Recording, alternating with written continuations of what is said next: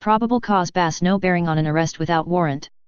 Probable cause is to be a criteria in issuing warrants, but it now has been used as a means to get around using them in misdemeanor arrests.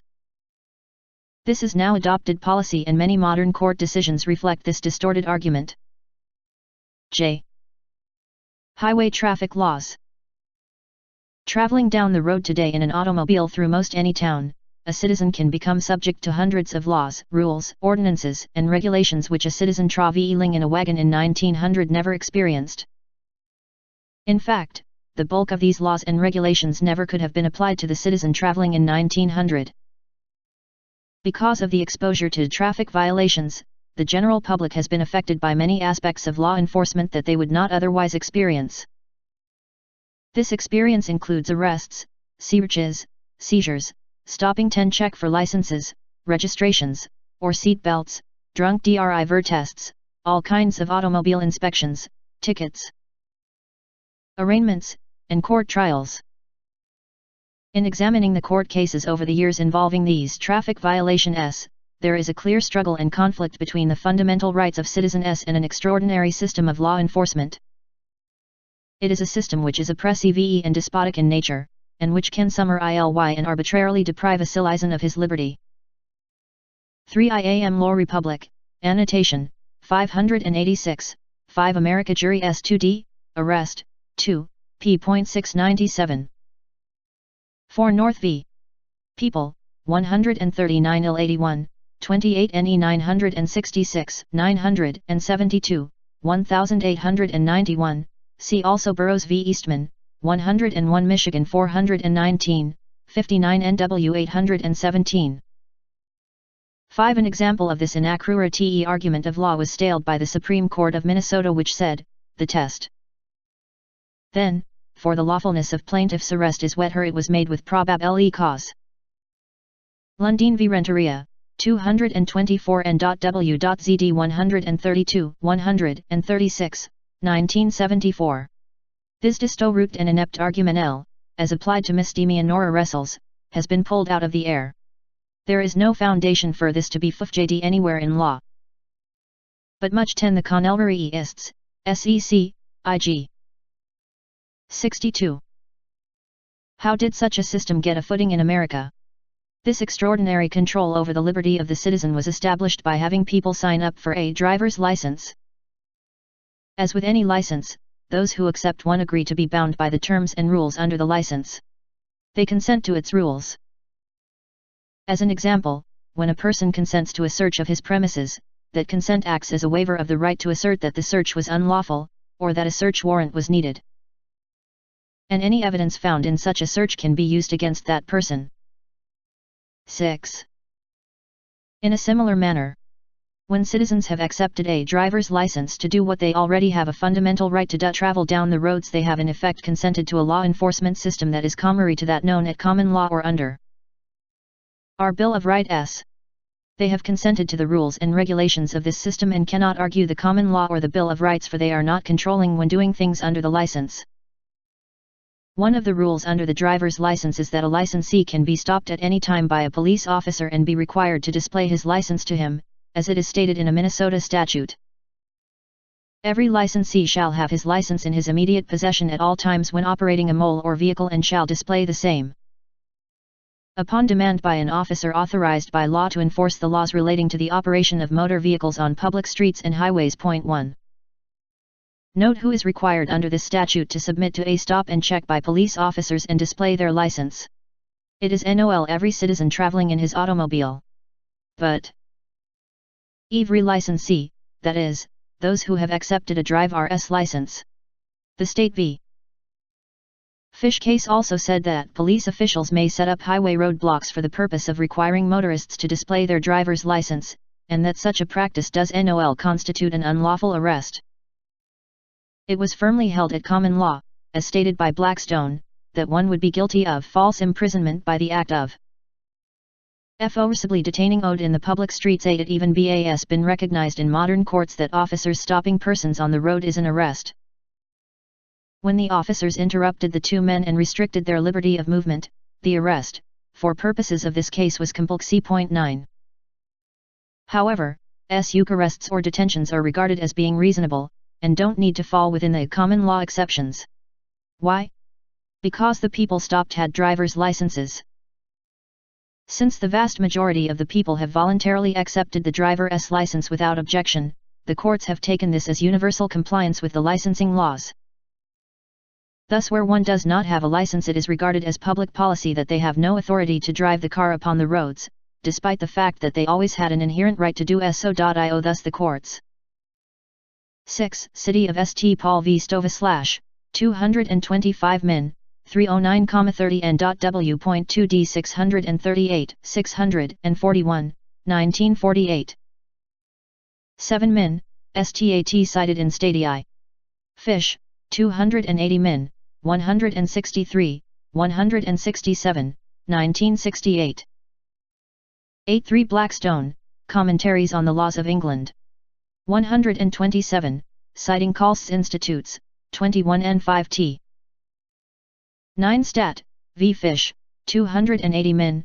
163, 166, citing Henry v. United States, 361 U.S. 98, 103, 1959, 10 For information on THIS. See The Right to Travel, by the author. He treated all citizens as being required to license holders, and subject to the corresponding rules and regulations under the NSE, including being subject to arbitrary WPS arrests and seizures without warrant.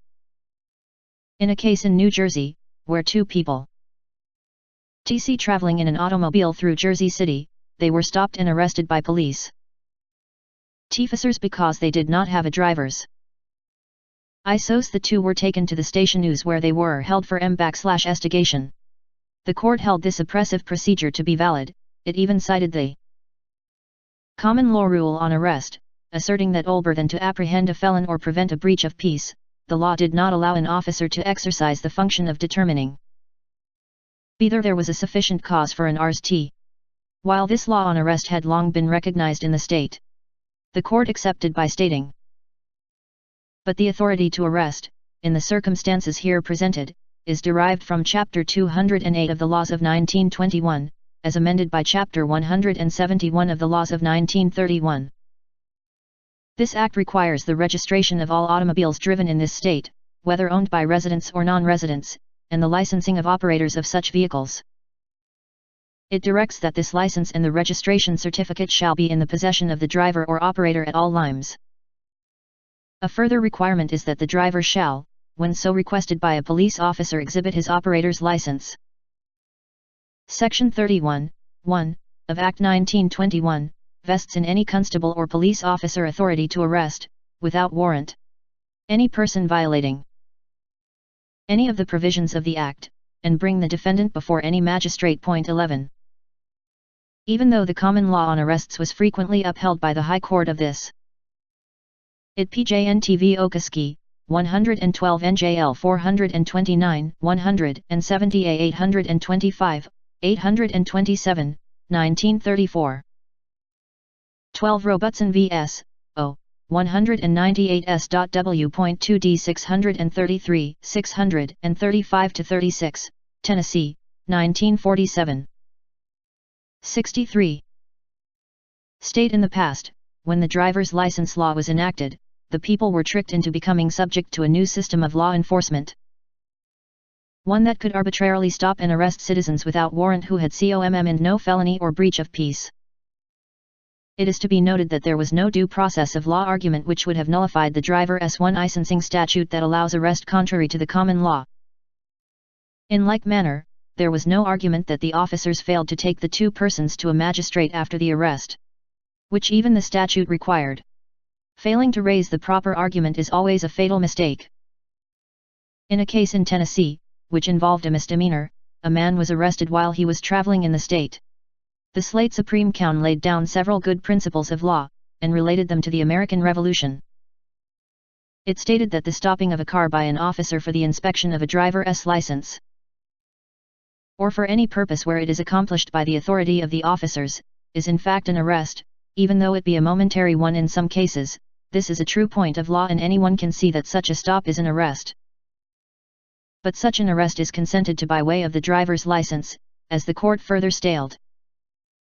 One of the few exceptions of the law relating to arrests without a warrant is the authority of highway patrol officers to stop a car and demand to see the license of the operator. This authority in itself is not known to the common law and is of statutory origin only. In fact, the authority is implicatively given in provisions of the laws relating to the issuance of licenses. 0. Drive automobiles. Point 12. 64. This statement makes clear the reason for the exceptions to the common law rule to arrest it is the acceptance of a driver's license. The terms of the license allow on-the-spot arrests to check for valid licenses and whatever else the legislature or the courts may decide is necessary. Il. When one accepts such a license, then all of the sound and just principles of law, all of the constitutional safeguards, and all of the rights at common law no longer apply to them. Thus the decision here is not actually contrary to fundamental law because the licensee waived his right to that law. The people, of course, were never told that such a license would remove certain protections of the law and suppress certain inalienable rights, nor will they ever be told this by the government. Resisting arrest. There are many cases on record involving actions against persons for assault of an officer or for residential arrest. These cases are important in that they reveal the limitations of the executive officers in making arrests. And they reveal the high regard the law places upon individual liberty. It must be remembered that an unlawful arrest is in itself an assault and a trespass, and the law regards such arrests as any other assault which may be resisted by the party being assaulted. As a result, it is imperative that officers adhere to the law, as revealed by the Supreme Court of South Carolina. Common as the event may be, it is a serious thing to arrest a citizen. And it is a more serious thing to search his person, and he who accomplishes it, must do so in conformity to the laws of the land. There are two reasons for this, one to avoid bloodshed, and the other to preserve the liberty of the citizen.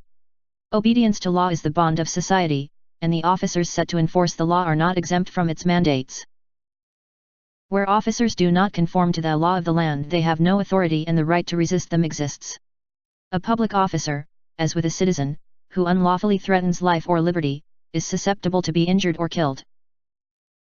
For by such acts they draw their own blood upon themselves. As stated in some cases, where a peace officer has no right to make an arrest without warrant, B is a trespasser and acts at his own peril. Due to TBs, resisting unlawful arrests is another area that has been distorted by modern courts. This is because police today are constantly making unlawful arrests, and if people ever become aware of their right to resist such arrests, a majority of police would end up dead or quitting their jobs. Without a police force, the corrupt government cannot enforce its corrupt system and could conceivably fall apart or die itself. Thus distortions of law are declared from the modern courts on this matter, as was stated by a recent Minnesota decision. This court has, however, rejected THC argument that defendant has an additional constitutional right to resist an illegal arrest. 13. It has been erroneously held that a STATE trooper can make an investigative stop for nothing more than suspicion of criminal wrongdoing. State v. Joffi John 444 N.W.2d 824, Minnesota, 1989. Such despotic measures are not to be found in the common law and have no place in a free nation. 14. Town of Black Law Burg v. Beam. 104 SC 146, 88 SC 441, 1916, Allen v. Slaw Le. 197 NW 808, 810-11, Wisconsin 1924. 15. 6 AGJS, arrest, 16. P30, a sheriff who acts without process, or under a process void on its face, in doing such act. He is not to be considered an officer but a personal trespasser. Roberts v. Dean, 187 So. 571, 575, FLA 1939. 16. City of SI. Lewis Park v. Berg, 433 N.W2D 87, 91, Minnesota 1988. A corrupt government would naturally not. W3.oi people opposing its unlawful and corrupt measures. To show how judicially corrupt and envigid this decision is, let us look at some earlier decisions on this manner. Where an officer without a warrant attempted to make an arrest for a misdemeanor, and the person sought to be arrested had due notice that an attempt to arrest was being made by lawful authority, it was held that such person had the right to resist the attempted arrest. 17. The Supreme Court of Georgia later upheld this principle by saying, a citizen unlawfully arrested has a right to resist force with force in proportion to that being used to detain him. An unlawful arrest is an assault, the manner in which it is made may make it an assault and battery or a graver offense. If no more than proper force is used by the person sought to be illegally arrested in resistance thereof, he is guilty of no offense. Generally, to slay a person who without authority of law is seeking to make an arrest for a misdemeanor, where the motive of the slayer is merely to avoid arrest, would be manslaughter, and not murder.is.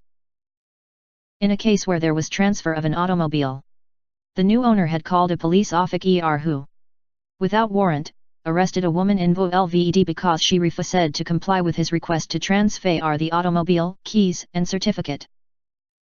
The woman resisted the arrest and was convicted of resisting arrest. On appeal, the Court of Appeals of Ohio said there was no offense committed by the woman in the presence of the officer, and there was no authority to make the 11 Franklin v. Amerson. L1 RGA 860,45 SE 698, 1903. Is Graham v. Slaw / 143 GA 440, 85 SE 328, 331, 1915. 65.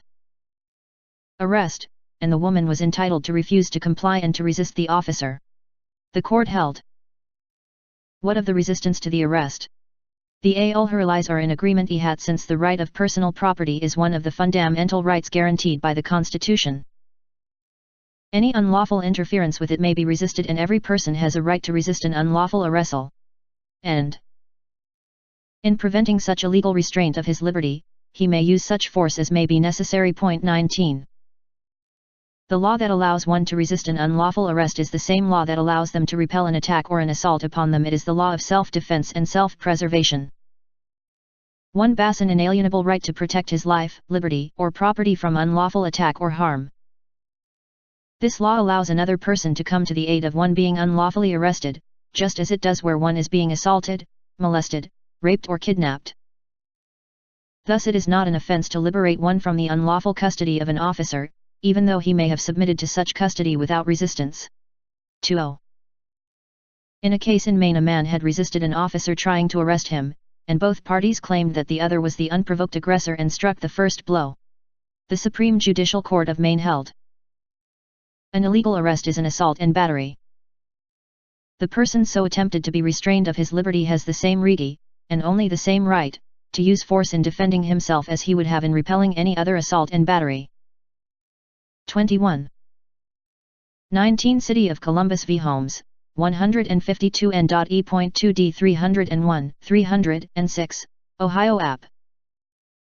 20 Adams v. Slough, 121 GA 163, 48 SE 910, 1904. 21 Slough v. Robinson, 145 Me 71, 72 Atlantic 2D 260, 262, 1950. 66. The court went on to say that the person illegally arrested cannot initiate the use of force, and T-BAT words alone do not justify an assault. Thus a mere statement by an officer that a person is under arrest, even if there is no authority to arrest, does not justify an attack by him on the officer before any physical attempt is made to take him into custody. This is basic law based on common sense, which would apply to any two persons who would have a dispute between them. But where the officer initiates the assault by physical contact, which is usually the case, and there is an unlawful arrest, the citizen has the right to protect his liberty to the extent of killing the officer. As stated by the Supreme Court of Appeals of West Virginia. What rights then has a citizen in resisting an unlawful arrest? 7 An arrest without warrant is a trespass. An unlawful assault upon the person, and how far one thus unlawfully assaulted may go in resistance is to be determined, as in other cases of assault.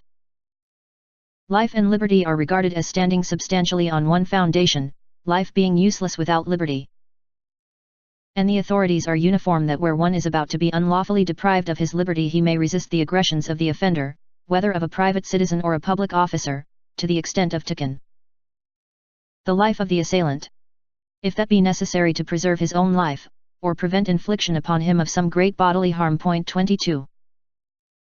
This case was cited and supported by the Supreme Court of Washington, who stated that the rule to follow is that the force used in resisting an unlawful arrest must be reasonable and proportional to the injury attempted. The Count held that 22 Sile v. Gum, 68 West Virginia 105, 69 SC 463, 464, 1910. It is the law that a person illegally arrested by an officer may resist that arrest, even to the extent of the taking of life if his own life or any great bodily harm is threatened. Every man, however guilty, has a right to shun an illegal arrest by flight.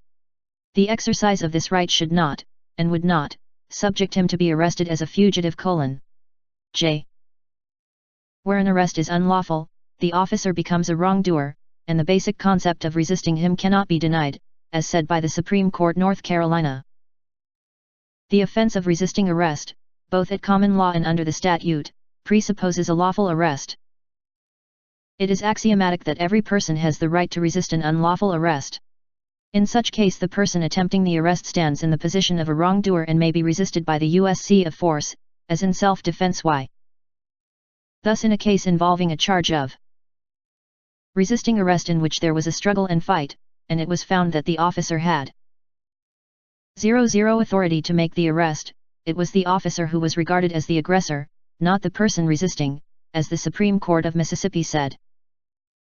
The courts generally hold that the right to resist an unlawful arrest is a phase or the right of self-defense. The officer attempting to make an unlawful arrest is simply the aggressor in the difficulty, and stands in the shoes of any other aggressor in a like difficulty. These courts hold that a person has as much right to resist such an invasion of his personal liberty as he has to resist death or serious bodily harm. The subject of resistance to illegal arrest is dealt with in detail in American jurisprudence, where it states 23 Stale v. Russo, 40 Washington 2d 92. 241 p.2d 447, 449, 1952, Ponerv. Slol, 124 GA 297, 52 SE 283, 287, 1905. 24 Slol v. Mobley, 240 NC 476, 83 S.E.LD 100, 102, 1954. Authorities cited therein: 25 I. Wilkinson v. Slate, 143 Miss 324, 108 So. 7 IL. 68.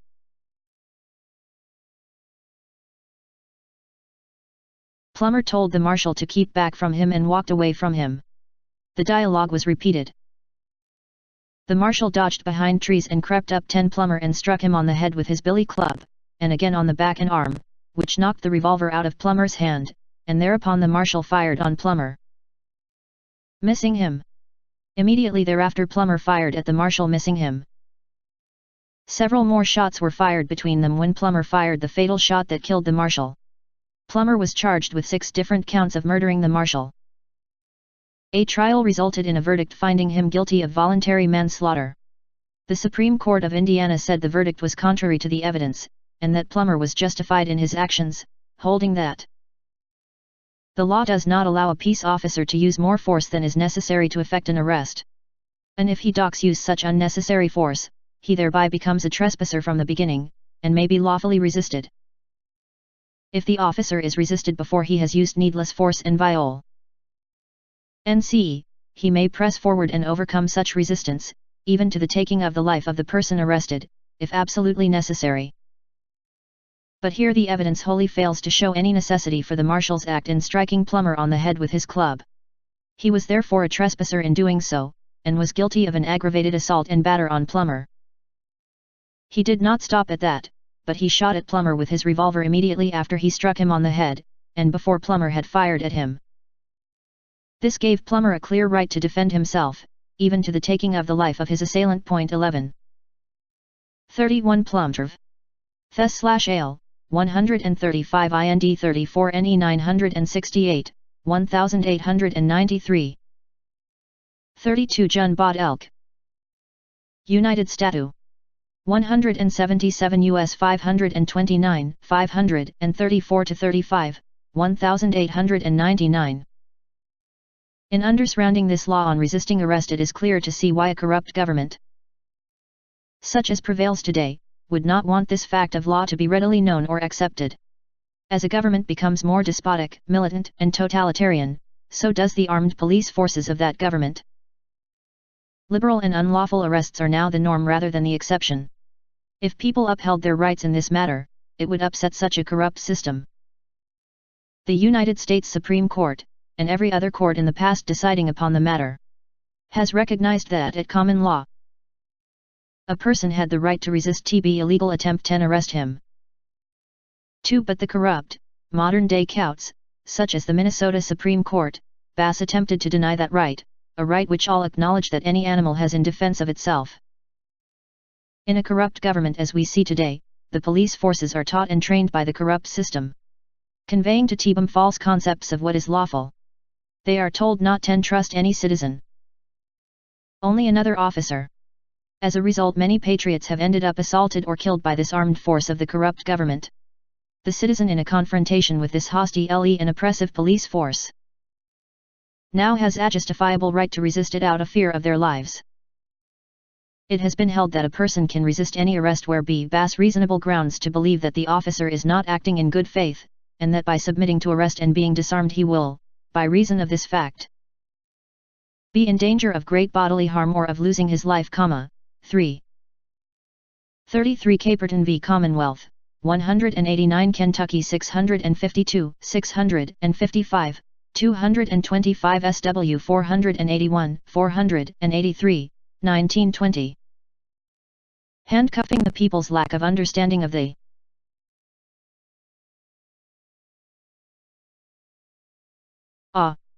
or lack of concern for it, has allowed government to establish many unlawful and oppressive procedures in making arrests, etc. The use of handcuffs is a typical example of the practice of physical restraint by handcuffing. Leg irons, rope, straitjackets, and the like has historically been limited to those who had committed the most severe crimes, such as felonies, or have exhibited a violent temperament. In Book 51 of the Lawyer's Reports annotated, p. 216, are listed several cases which show that the rule pertaining to handcuffing procedures must depend upon the circumstances of each particular case. In citing an older English case, it was held that the right to handcuff one in custody may exist by reason of violence of language or conduct of that person. However, there cannot be any general rule that will justify a constable in resorting to the extreme measure of handcuffing a person, in custody for a misdemeanor, to a felon, and marching them through the public streets from the police station to the magistrate's office. For one who is accused of or guilty of a misdemeanor cannot be lawfully handcuffed while in the custody of an officer, and in some cases the prohibition extends to a felon. Usually handcuffing is justified only where one has attempted escape or has exercised violence toward the officer. But a constable cannot justify handcuffing a prisoner unless he has attempted to escape, or unless it be necessary in order to prevent his doing so. 69. There thus can be no general law which requires or allows the handcuffing of everyone arrested, as is the rule police now follow. In the English case of Osborne v. Veatch, 1 Foster and Finn Eng Republic 317, where a lawful arrest was made for a misdemeanor, it was held that the handcuffing was utterly unlawful. When the person handcuffed sued the officer, a verdict was rendered for the plaintiff. Thus the unwarranted use of handcuffs is regarded as an assault and battery, and the person doing the handcuffing can be sued for the trespass. Post-arrest booking procedures, fingerprinting, etc. The entire concept of proper procedure of dealing with one in custody after arrest has been further corrupted by the liberal booking procedures and post-arrest tests. This includes such acts as fingerprinting, measuring, photographing, blood, urine and breath tests, dexterity tests, etc. This subject needs to be covered here as it is not only directly connected with the procedure of arrest, but involved the right of liberty as does the subject of arrest. In an early New York case, a man named Gow was charged and indicted by a grand jury with the crimes of grand larceny and forgery. Before his release on bail pending trial, a member of the police force of New York instructed Gao that he must come to police headquarters where he was to be measured, photographed, and fingerprinted. The Supreme Court of New York said. 3451 LRA 216, Siling, LIVCO/6 Cox's English CRI Minal Cases 329. 1551 LRA 216, Silling, Wright v. Cowan, 4 Barnwell and Cresswell's English King's Bench Reports. 70.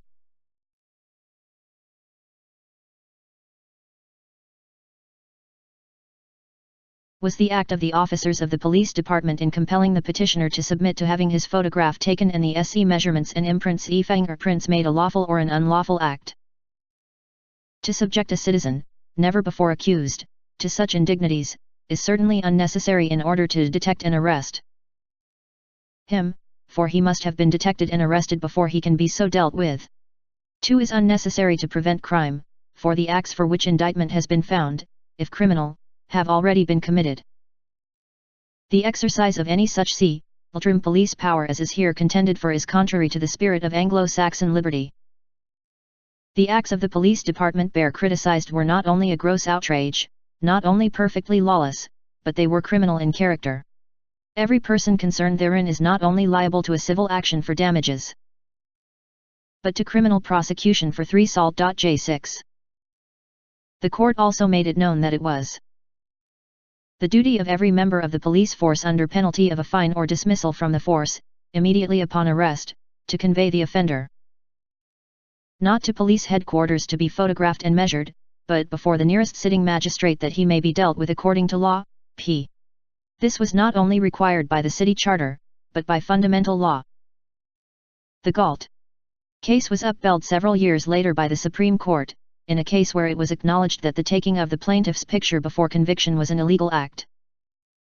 31. In 1926, a law was passed whereby all person charged with a felony, specified misdemeanors, and one species of disorderly conduct, shall forthwith, upon arrest, be submitted to fingerprinting, a practice before permitted only after conviction. The law prohibited anyone being admitted to bail until they were fingerprinted to ascertain whether he has previously been convicted of a crime.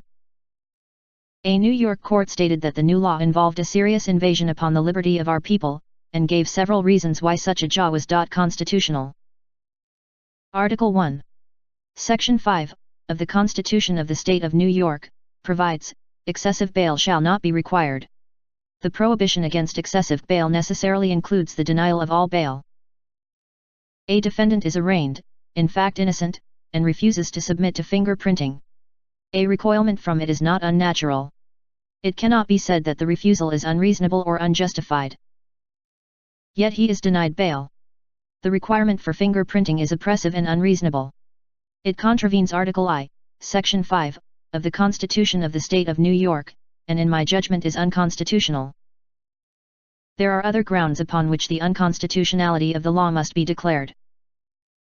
Article I, Section 6, of the Constitution of the State of New York provides, no person shall be compelled in any criminal case to be a witness against himself, nor be deprived of life, liberty, or property without due process of law. Fingerprinting is an encroachment on the liberty of a person. It is justifiable, as is imprisonment, upon conviction for crime, in the exercise of the police powers of the state, for the purpose of facilitating future crime detection and punishment. What can be its justification when imposed before a conviction? Toss barge that one's fingerprint records have been taken would ordinarily convey an imputation of crime, and very probably support a complaint for libel per se. In my judgment, compulsory fingerprinting before conviction is an unlawful encroachment upon a person, in violation of the state. 36 GOIIV. Bingham. 107 NY Sup 1011, 1014.15, 1018, 57 Miscellaneous. 37 Hawkins v. Kuhn, 137 NY Sup 1090, 153 Apt. 216, 1912. Constitution. Lastly, fingerprinting before conviction involves prohibited compulsory silly incrimination. The very idea of booking and making a record of one's fingerprints, photographs etc., are acts commonly done to convicted criminals, and thus implies one is a criminal. Corrupt governments are inclined to treat all citizens as criminals who break the smallest law it has passed, and process them as such without due process of law. All must be regarded as guilty until proven otherwise. Some cases in Louisiana were decided which asserted that the power to fingerprint, etc., is constitutionally restricted to the identification of the hardened criminal. Such measures upon an accused were held to be unnecessary. Q. Prove his guilt or for the identification of his person or to guard against his escape. 39. A federal district court held that there is no right given to government by the common law to take fingerprints. 0. The principles of Anglo-Saxon government certainly would not have sanctioned such intrusive and oppressive measures. In New Jersey, the Superior Court stated that the police cannot lawfully fingerprint an accused person against his will. 1.41. But later, in the case of Bartletta v. McFeely, 107 NJ.EQ 141, 152 Atlantic 17, a New Jersey court went contrary to this position. The merits of that case have often been questioned and criticized, as one text writer asserts. 71. The Chancery Court of New Jersey, it is submitted, reached a most unjust conclusion and utterly devoid of all reason, wherein it was held an arrested person charged with crime could be lawfully fingerprinted, measured, and photographed without his consent and against his will. Such unreasonable decisions, as this, go a long way to strike down personal liberty and invade rights that have been thought, ever since this government was established, to be inviolate. 42. The Banlilla case had indeed gone a long way to strike down personal liberty, as modern cases that allow such measures find their authority traced back to this unjust and frivolous case. When one bad case is decided, another follows it, then another, and all because the act or measure supported is more convenient for government, not because it is pursuant to fundamental law. In 1945, the Court of Chancery of New Jersey made an exhaustive study into the law and cases surrounding the act of fingerprinting etc., and reached the conclusion that there is no justification for the taking of fingerprints, photographs and other measurements in advance of conviction. 43. Closely related to these measures is the act of compelling one to submit to blood tests, urine tests, etc., after arrest and before trial, to be used as evidence at trial against the person arrested or accused of a crime. In considering the act of compulsory blood tests, a New Jersey court based its decision on the constitutional right to personal privacy and 38 People v. Heitvun, 127 Miscellaneous Rep. 141, 215 NY Sup. 39 Schulman v. Whitaker, 42 So. 227, 117 LA 704, 1906, Ilskovirch v. Whitaker, 42 So. 228, 117 Law. 40 Unild Slat S.I. Kelly, 51 Federal 2D 263, 266, 1931. 41 Stat v. Cercilo, 86 NJ.L 309, 90 ATL. 42 Walter Ender Son, A Treatise ontht Law of Sheriffs, Corners, and Constables, Vol. I, 186, p. 193. 0 McGovern v. Val. Riper, 43A.2d 514, 524, 137 NJ.EQ.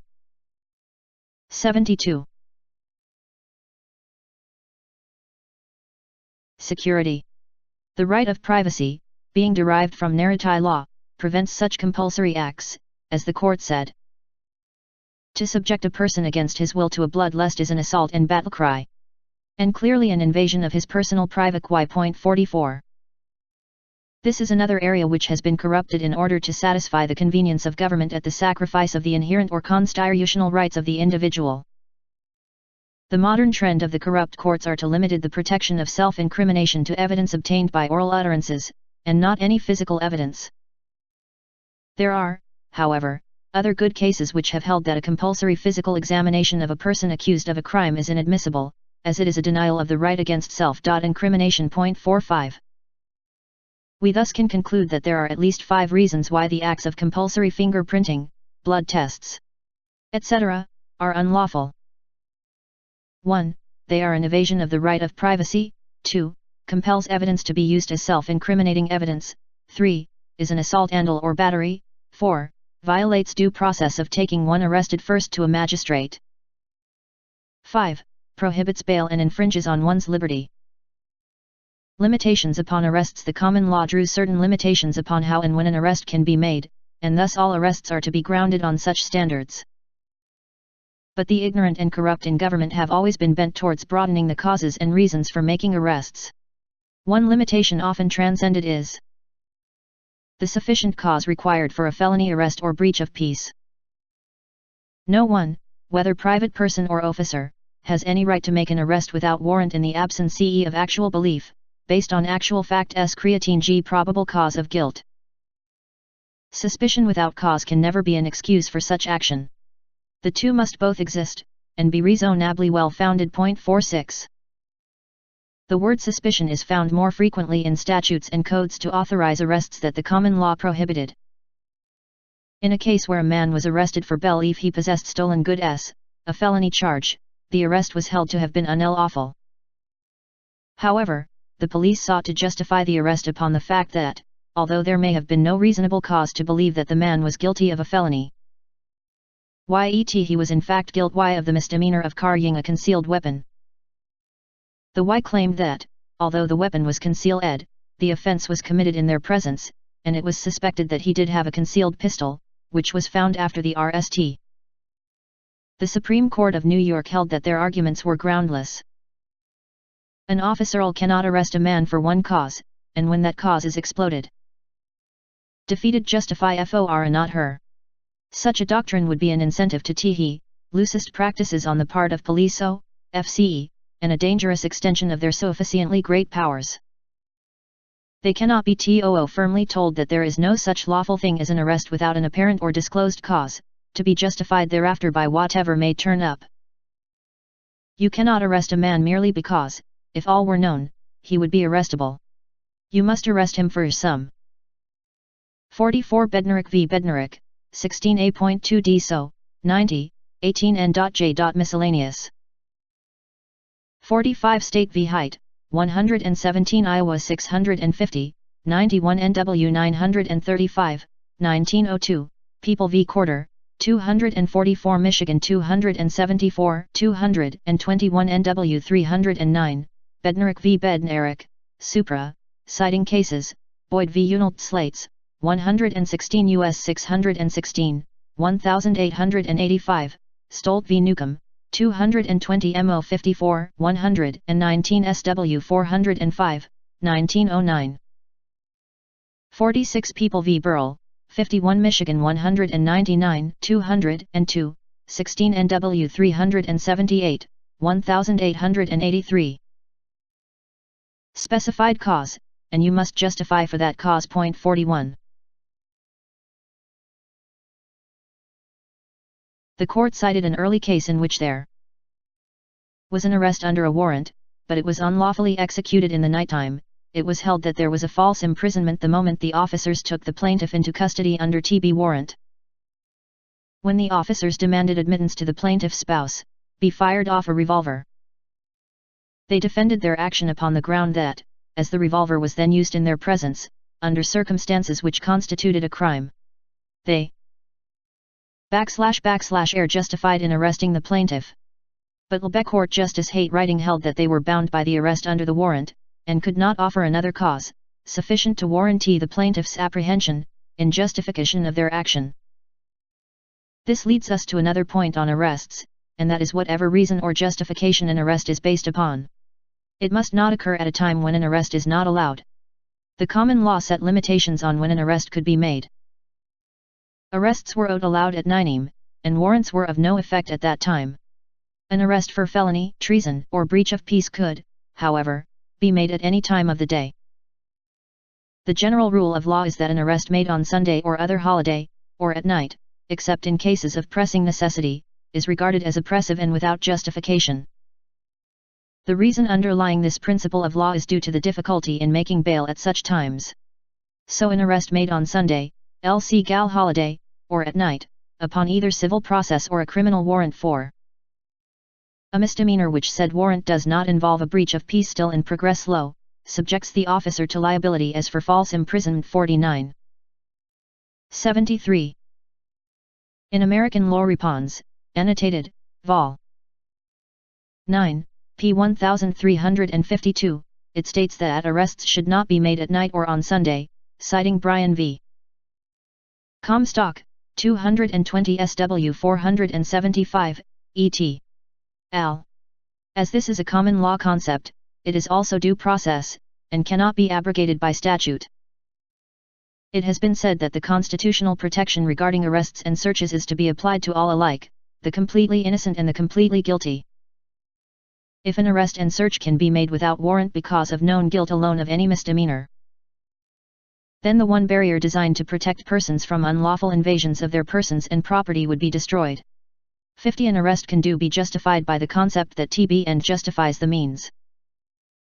No one who properly appreciates the sacredness of personal liberty, and the jealousy of the law in guarding the same, can doubt that, as a general rule, the law requires a warrant in order to render an arrest legal, whether it be made by a policeman or any public officer. Point 51. In order that government might deviate from the common law, it was necessary to eliminate common law officer, sheriffs, constables, and watchmen, and replace them with the policeman. A police officer, unknown to the common law, is a creature of statute, and as such can only exercise such powers as are given by the legislature, expressly or derivatively. Point 52.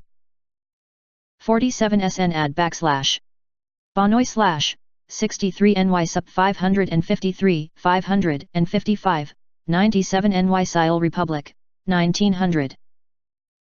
48 Murphy v. Crone, 8 NY Saint Republic 230. 49 Anderson, Treatise on SHMFFS, Coronas and Constables. YOL. I, 131, p. 126, 1941. 50 People v. Fishwe, 273 3. App. 51 Tom Asf. State, 91 GA 204, 18 SE 305, 306, 1892. 52 Wilson v. Town of Moore SVILE. 222 NC 283, 22 S pound. 2 D 907, 910, 1942. 74. 8. Conclusions. The wisdom of the ages which brought about the law on arrests was boldly declared in Magna Carta. No one shall be arrested or imprisoned but by the law of the land. This is called the common law, and it is made constitutional law by the Due Process Clause. While this fundamental law appeals to individual liberty, it does not appeal to despots who express their will via corrupt statutes and judicial opinions. It comes down to the question of whether fundamental law is going to be controlling in this matter, or if legislative statutes and the will of despots are to be the prevailing law. Between these conflicting alternatives there is no middle ground, one or the other must be paramount.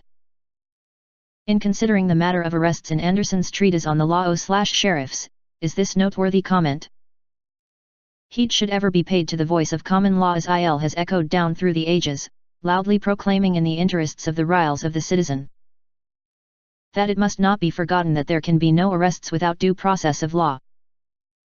Unquest without WAM has never been lawful except in those cases where the public security required it, and this has been confined to felonies and to cases of breach of the peace committed in the presence of RHE officer. People today are obviously not being arrested or imprisoned by the law of the land. Those in the governmental system fail to see the logic in the common law principles, and find them to be an annoying restriction in their task of getting the crooks or bad guys. What they fail to understand is that this is exactly the point of the common law, to be restrictive upon those in government, to make them follow set procedures, and to make it difficult to deprive people of their rights. The common law prescribes that in order to safeguard the rights of the innocent, the guilty must on occasion go free. This sentiment was expressed by Sir William Blackstone when he said, 1 is better that len guilty persons escape hani hat 1 innocent suffer 2. In this country constitutions were written to restrict the actions of those in government.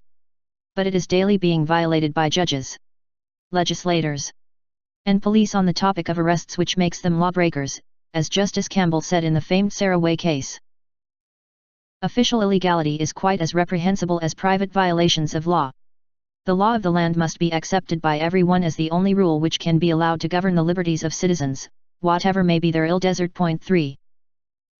These officials should be asked, why is it we have less liberty today than did subjects living under a monarchy? It is because the subjects of the king had the benefit of the common law, the ancient principles and maxims that have been acknowledged for the security of life, liberty, and property. Walter Anderson ATRATU on the Law of Sheriffs, Coroners, and Constables, Vol. 1, 166, p. 160, 1941. 2. And as the U.S. Supreme Court said, it is better so the Fourth Amendment teaches, tie the guilty some limb as go free than whole citizens be subject to easy arrest. Henry v. United States, 361 U.S. 98, 104, 1959. 3. Sarah Ways Ca. 41 Michigan 299, 305, 1 NW 1021, 1879, People v. McGurn, 341 3. 632, 173 NE 754, 759. Addendum 75. The author had been involved in 2 different ases which precipitated this material. The events T occurred stand as a testimony to the corrupt JDD oppressive times we now live in. Case number 1. This case was brought about when a highway patrolman stopped me as I was traveling 011 the freeway, and arrested me for no driver's license, and evading a tax, motor vehicle tax. The fact that no breach of the peace occurred or felony charged is prima facie evidence that the Higboi patrolman was guilty of false imprisonment. Further, no one can be arrested for a tax, or have property taken, who has not been accessed or given notice of the tax, and had no opportunity to be heard to contest the tax. When the highway patrolman received the summons and complaint against him, he went to Lehigh State Attorney General's office. An Assistant Attorney General submitted a motion to dismiss with the court. The basis for the motion to dismiss the action was that the complaint fails to state a claim against the defendant upon which relief can be granted. This is a general, catch-all argument raised by incompetent lawyers who don't know the law or know the law is not on their side. The complaint did state a claim for which relief can be granted, that being false imprisonment and also assault and battery. If I had claimed that the officer stuck his tongue out at me and that was the basis for a tort, then the complaint would fail to state a claim upon which relief could be granted and it could be dismissed. But false imprisonment and assault have for hundreds of years been valid claims by which a remedy could be had. The Assistant Attorney General, in support of his motion, cites several Minnesota cases. When I had looked them up I found that the decisions were all favorable to my position. His molion was most damaging to the state. For instance, in his memorandum in support of the motion to dismiss, he cites a case that says, dismissal under Rule 12.02 is only appropriate if it appears to a certainty that no facts, which could be introduced consistent with the pleading, exist which would support granting the relief demanded. Yet he had just previously stated and agreed to the fact that I was arrested or deprived of my liberty. This is the only fact a plaintiff need show to have a prima facie case. Thus a charge such as false imprisonment cannot be dismissed by a judgment of dismissal. Another case he cites says that allegations of constitutional error in the complaint preclude dismissal under Rule 12.02. Under well-settled principles of law, allegations of constitutional infirmities deserve a judicial forum. The court is required to accept as true the allegations in the complaint when rule ing on a Rule 12.02 motion. LZV Commissioner of Public Safety, 298 N.W.2 D29, 32, 1980. In the LZ case, the plaintiffs had raised serious due process questions in their complaint, as I did in mine. Thus the case is precluded from being dismissed. But all that DHIS government lawyer could say is, here plaintiff's claims are legally deficient on their face and should be dismissed. It is just a statement with no support. The Assistant Attorney General also slated the law for felony arrest, which is not at all applicable to this case. He also claimed that the test for the lawfulness of plaintiff's arrest is whether it was made with probable cause. This of course is not the law, and two early Minnesota Supreme Court cases even state that this is not a valid argument. He made the claim of collateral estoppel, thinking that these issues were already adjudicated at the criminal trial. But there was no adjudication, he only claims there was. He concludes by saying that the legal theories advanced by the plaintiff are novel and somewhat bizarre. There was a time in this country that the legal arguments I stated were. It should be noted Thales' type of pretrial judgment of dismissal was unknown at the common law. It came into existence only by statutes et arcades.